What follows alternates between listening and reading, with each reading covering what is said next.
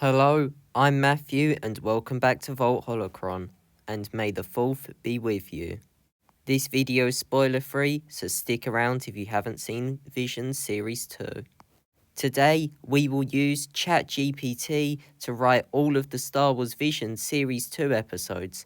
I'll cover the first 5 stories, and Jonathan will cover the last 4, so there might be a slight change in editing and style halfway through. The first story is Sith by El Guri Studios. The camera zooms in on the dark and foreboding planet of Korriban. The music swells with ominous tones as we see a cloaked figure walking through the ancient Sith ruins. The figure is none other than Darth Nihilus, one of the most feared and powerful Sith lords in the galaxy. As Nihilus walks through the ruins, he senses a disturbance in the Force. He stops and closes his eyes, concentrating on the feeling.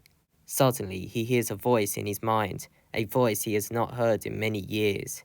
It is the voice of his former master, Darth Revan.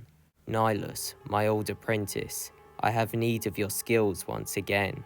Nihilus snarls, remembering the betrayal of his former master, but he also knows that he cannot ignore the call of the dark side. I will come, Master, but know that I do not come as your loyal servant. Revan's voice fades away as Nihilus sets off on his mission. He knows that he must navigate the treacherous political landscape of the Sith if he is to succeed in his mission. As he travels through the galaxy, Nihilus encounters many obstacles. He battles Jedi Knights and Republic soldiers, and even comes face to face with his old rival, Darth Sion. But through it all, he remains focused on his ultimate goal. Finally, Nihilus arrives at Revan's secret base. He enters the stronghold, his lightsaber ignited, ready for battle. But what he finds surprises him. Revan is not there to fight him. Instead, the former Sith Lord has a proposition for Nihilus. Join me, Nihilus. Together we can rule the galaxy as master and apprentice. Nihilus is tempted by the offer, but he knows that his thirst for power will ultimately lead to his downfall. He refuses and engages Revan in a fierce lightsaber duel. The two, former master and apprentice, fight with all their might, but in the end it is Nihilus who emerges victorious. He stands over Revan's defeated body, his lightsaber raised to strike the final blow. But something inside him stays his hand. He realizes that the path he has been on has led to nothing but destruction and death. He decides to leave the Sith behind and disappear into the galaxy. As he walks away, the camera zooms in on his face. For the first time in years, Nihilus looks at peace. Okay, so ChatGPT clearly doesn't know anything about the KOTOR series. But that aside, I think for an AI, this is a decent story, even though Nihilus acts surprised that Revan doesn't want to fight, despite Revan saying he has need of Nihilus' skills. The second story is Screecher's Reach by Cartoon Saloon. In a galaxy far, far away, there was a planet called Screech, a place known for its lush forests and vibrant wildlife. But deep within the woods lay a hidden danger, the Screechers. These mysterious creatures were said to have the power to manipulate sound waves, unleashing deafening screeches that could shatter glass and disorientate their prey. One day, a young Padawan named Nia arrived on Screech to complete her Jedi training. She was accompanied by her trusty droid R2-D2, who beeped excitedly as they landed their ship in a clearing. As they set out to explore the forest, they heard a strange noise coming from a nearby cave. Curiosity got the better of her. Nia ventured inside the cave, only to find herself face to face with a pack of Screechers. They let out a deafening screech that sent Nia reeling backwards, her ears ringing. R2-D2 beeped frantically as the creatures closed in. But then something unexpected happened. Nia remembered the Jedi teachings to stay calm and focused in the face of danger. She took a deep breath and closed her eyes, concentrating on the Force. And in that moment, she felt a surge of power within her. The Screechers let out another screech, but this time, Nia was ready. With a flick of her wrist, she sent a wave of energy hurtling towards the creatures. It was like a sonic boom, shattering the cave walls and sending the Screechers tumbling backwards. As the dust settled, Nia emerged from the cave, triumphant. She had faced the Screechers and come out victorious, thanks to the power of the Force. R2-D2 beeped happily as they continued on their journey, eager to see what other challenges lay ahead. And on Screech, the legend of the Jedi who tamed to the Screechers would be told for generations to come, a testament to the power of the Force and the bravery of those who wielded it. I actually think this story would make a very good Star Wars Visions episode. The Screechers are a great idea, and it's a good self-contained story. The third story is In the Stars by Punk Robot. Opening shot, a long time ago in a galaxy far, far away. Cut to a spaceship flying through space. The camera zooms in on the cockpit, where we see a young rebel pilot named Jax. He's wearing a leather jacket and has a rebellious look about him. He's listening to punk rock music on his headphones while flying the ship. Jax.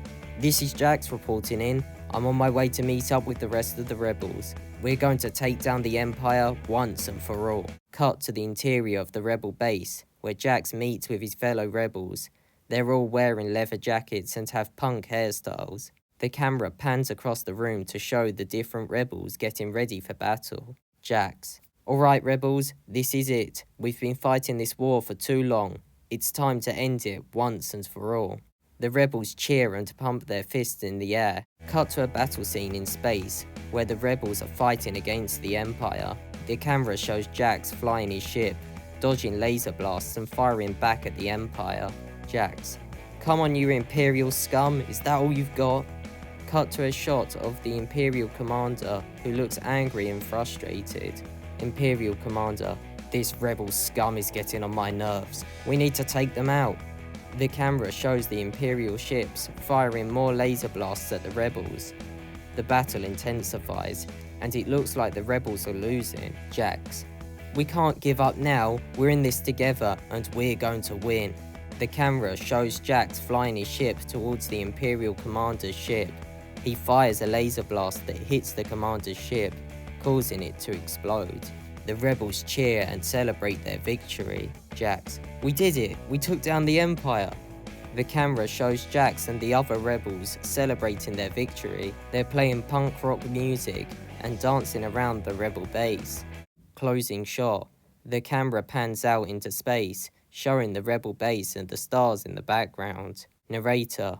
In a galaxy far, far away, the rebels fought against the Empire and won. Their victory will be remembered in the stars forever. End credits. Punk rock music plays as the credits roll. The names of the cast and crew are shown in punk rock font. So, ChatGPT really ran away with the whole punk part of Punk Robot. This story's alright. I actually like the punk theme, but this story's very dumb. Jax blows up one ship and the Empire is defeated. The fourth story is I Am Your Mother by Aardman. In a galaxy far, far away, on the desert planet of Tatooine, there lived a family of Jawas who spent their days scavenging for droids and other valuable items in the vast wasteland. Among them was a particularly hard-working and determined Jawa named Mimi. Mimi had always felt like she was destined for something more than scavenging. She had dreams of adventure and excitement, and often spent her evenings staring up at the stars, wondering what lay beyond her small world. One day, while out on a scavenging mission, Mimi stumbled upon a strange-looking droid that seemed to be malfunctioning. Curious, she took it back to her home to see if she could fix it. As she tinkered with the droid, she suddenly heard a faint voice coming from inside. Help me, Obi-Wan Kenobi. You're my only hope. The voice pleaded. Mimi was shocked. She had heard stories of the legendary Jedi Knight, but had never expected to come across a message meant for him. She knew that she had to find him and deliver the message, but how? It was then that Mimi had a realization. She had always felt like she was meant for something more, and perhaps this was her calling. She was going to find Obi-Wan Kenobi. With newfound determination, Mimi set out on a perilous journey across Tatooine, facing sandstorms, dangerous creatures, and treacherous terrain, but she refused to give up. Finally, after days of travel, Mimi arrived at a small hut in the middle of the desert. There, she met an old man who introduced himself as Obi-Wan Kenobi. Mimi handed over the droid and delivered the message, and to her surprise, Obi-Wan turned to her and said, "Mimi, I am your mother." Mimi was taken aback. She had never known her mother, and always assumed she was another Jawar. But Obi-Wan explains that he had been sent to Tatooine to watch over her and protect her from harm.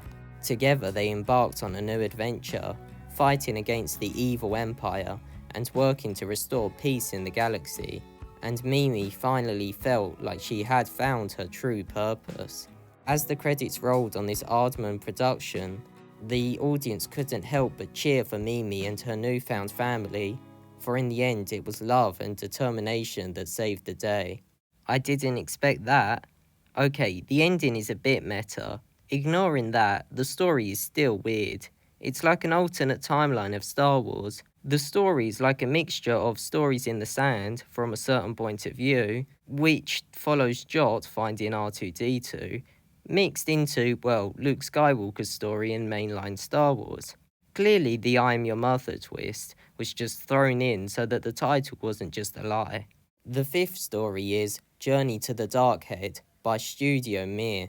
In a galaxy far, far away, a young Jedi Knight named Raya was on a mission to uncover the secrets of a mysterious planet known as the Darkhead. Legend had it that the planet was a nexus of the dark side of the Force, a place where even the bravest of Jedi feared to tread.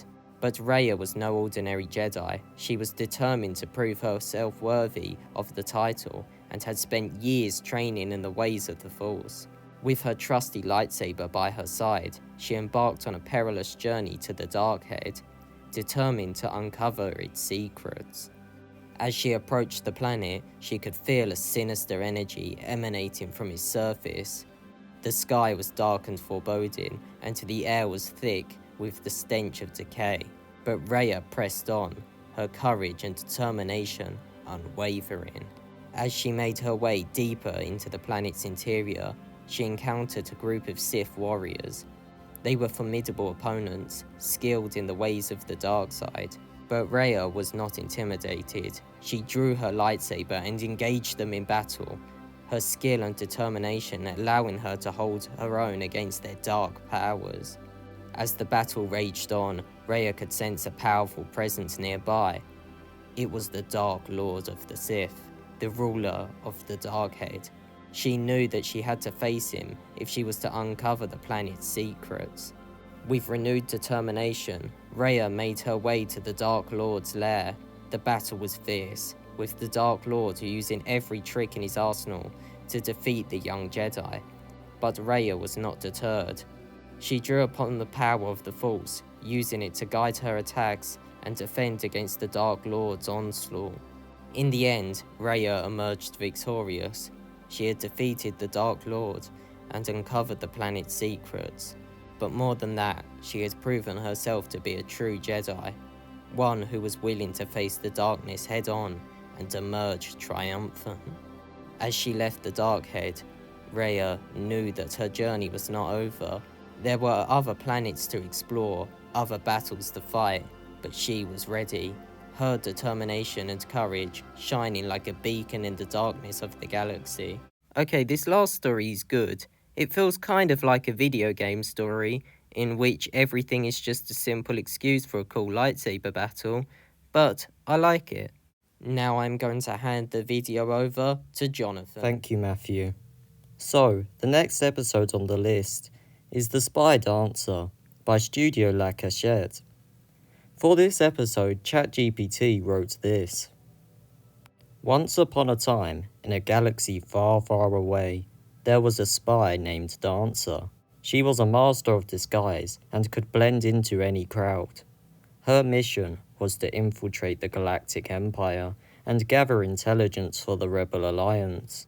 Dancer's latest assignment was to attend a gala hosted by the Empire's top officials. She donned her most elegant attire and made her way to the party. As she entered the grand ballroom, she couldn't help but feel out of place among the rich and powerful guests. But Dancer didn't let the nerves get the best of her. She put on a smile and began to charm her way through the crowd. She danced with the governor's aide, exchanged pleasantries with the Emperor's advisor, and even caught the eye of a stormtrooper or two.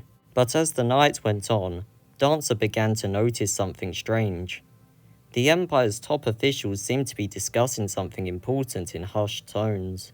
She tried to listen in, but their conversations were too cryptic.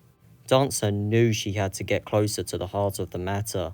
She excused herself from the party and slipped into the shadows. She made her way to the upper levels of the palace, where she found a secret room. Inside the room, she discovered a holographic message from the Emperor himself. He was planning to launch a massive attack on the Rebel Alliance's secret base. Dancer knew she had to act fast. She made her way back to the party and found the Rebel Alliance's contact. She passed on the crucial information, and they quickly began to evacuate the base. Dancer knew she had saved countless lives that day. As she left the gala, Dancer couldn't help but feel a sense of satisfaction. She had done her duty and protected the Rebel Alliance. She may have been a spy, but she was also a hero.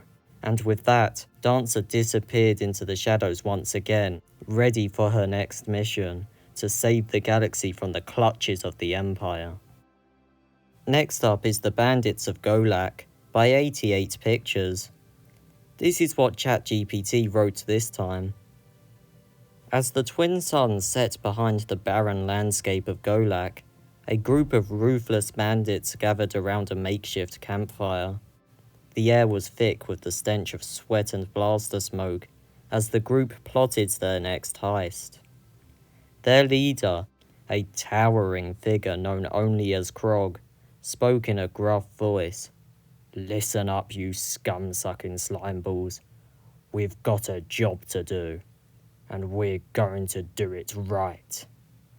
The bandits nodded, their eyes gleaming with anticipation. They knew that Krog was the best in the business, and they were lucky to be under his command. Their mission was simple. They had to steal a valuable shipment of weapons from a group of rebel fighters who were on their way to help the struggling farmers of Golak. The bandits had been hired by a powerful crime lord who had no love for the rebels or their cause. As the night wore on, the bandits prepared for battle. They loaded their blasters, sharpened their knives, and checked their equipment. Krog paced back and forth, his massive fists clenched in anger. Finally, the sound of engines echoed across the desert. The bandits sprang into action, racing towards the approaching ships, with guns blazing. The rebels fought back fiercely, but the bandits were too well armed and too well trained. They overwhelmed the rebels with a hail of blaster fire, and soon the shipment was in their hands. Krog grinned triumphantly as the bandits loaded the weapons onto their speeders. "This is just the beginning," he growled. "With this shipment, we'll be able to take whatever we want from whoever we want." But as they were about to make their escape, a lone figure stepped out from the shadows. It was a young woman, dressed in the ragged robes of a farmer. She held a blaster in her hand, her eyes blazing with fury. "You're not taking those weapons," she spat. "They were meant to help my people, not line your pockets." Krog laughed and raised his blaster. "Get out of the way, girl. This is none of your concern." But the young woman stood her ground, her finger tightening on the trigger. "I won't let you do this. I won't let you hurt anyone else." In a flash of movement, Krog lunged forward, but the young woman was too quick for him. She dodged his attack and fired her blaster, striking him in the chest. Krog fell to the ground, his eyes wide with shock. The bandits hesitated for a moment, but then they turned and fled, leaving their fallen leader behind. As the dust settled, the young woman approached Krog's body. She looked down at him with a mixture of sadness and disgust. "I'm sorry," she whispered, "but sometimes there's just no other way." With that, she turned and disappeared into the darkness. Her mission accomplished. The bandits of Golak had been defeated, and the people of the desert world could breathe a little easier, knowing that they were safe from harm. Anyway, now I'm moving on to The Pit by Dart, Stagio, and Lucasfilm Limited. In response to this information, ChatGPT wrote this: "A long time ago, in a galaxy far, far away, there was a place known as the Pit. It was a notorious arena where the galaxy's most dangerous creatures were forced to fight to the death for the entertainment of the wealthy and powerful. One day, a group of rebels, led by a skilled Jedi Knight named Kira, infiltrated the Pit. Their mission was to rescue a group of enslaved Wookiees who had been captured and forced to fight in the arena. As they made their way through the labyrinthine tunnels beneath the Pit, they encountered a variety of dangerous traps and fierce creatures, but they were determined to succeed in their mission. Finally, they reached the holding area where the Wookiees were being kept. They freed the captives and led them out of the Pit, fighting their way past guards and vicious beasts. But their escape was not without its losses. One of Kira's closest friends, a droid named R4, sacrificed itself to save the group from a deadly explosion. As they emerged from the Pit into the light of day, Kira and her fellow rebels were met with cheers and applause from a crowd of onlookers who had gathered outside the arena. But Kira knew that the fight against the Empire was far from over, and that they would need to continue to fight for the freedom of all those oppressed by the Empire's cruel rule. With her lightsaber at her side, and her allies by her side, Kira looked out at the galaxy with a fierce determination. She knew that there would be more battles to come, but she was ready to face them head-on, no matter the cost. For the Pit was just one small part of a much larger struggle for the soul of the galaxy, and Kira and her fellow rebels were determined to win that struggle, no matter how long it took.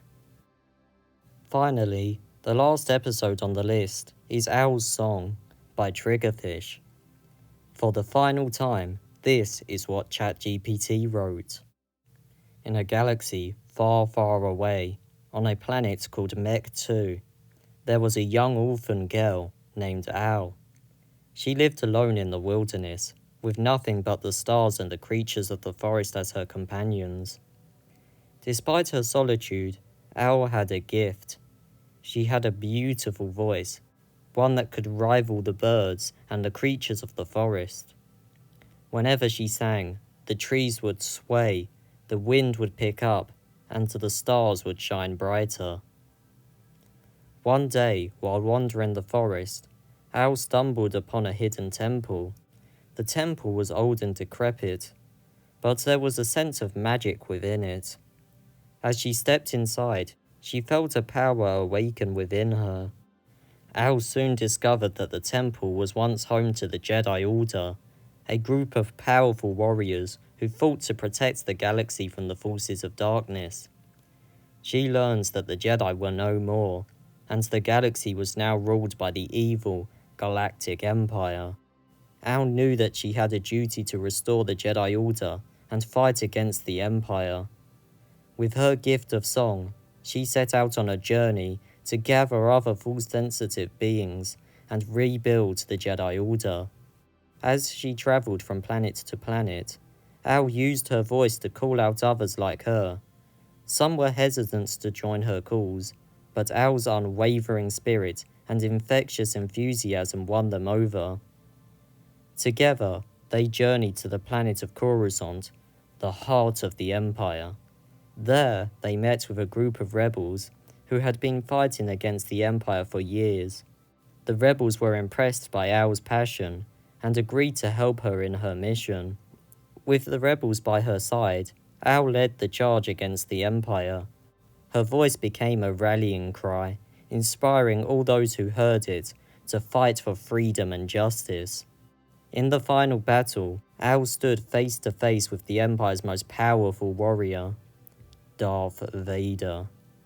The two clashed in a fierce lightsaber duel, but Owl's determination and her connection to the Force allowed her to emerge victorious. With the Empire defeated, Owl and her companions set out to restore the Jedi Order and bring peace to the galaxy. And whenever they faced a challenge or a difficult task, they would all join together and sing Owl's song, a song of hope and courage that would light the way forward. So, that concludes this video. As you'd expect, ChatGPT wasn't very accurate to the actual episodes, but I hope you enjoyed the stories ChatGPT provided anyway. Thanks for watching, and may the 4th be with you.